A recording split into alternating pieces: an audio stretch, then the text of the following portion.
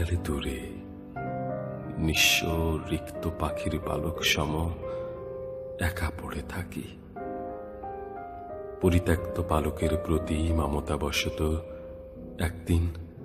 একদিন কোনো এক কালেই তুমি কষ্ট পেয়েছিলে, নাকি নাকি খুব সাধারণভাবে বলেছিলে, পাখির পালক খসে গেলে কষ্ট পাই? দুঃখ নয়, সাধারণ কষ্টের কথাই বলেছিলে।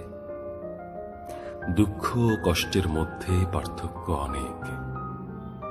বহু রক্তক্ষরণের পর শব্দ দুটির যথার্থ বোঝা যায়।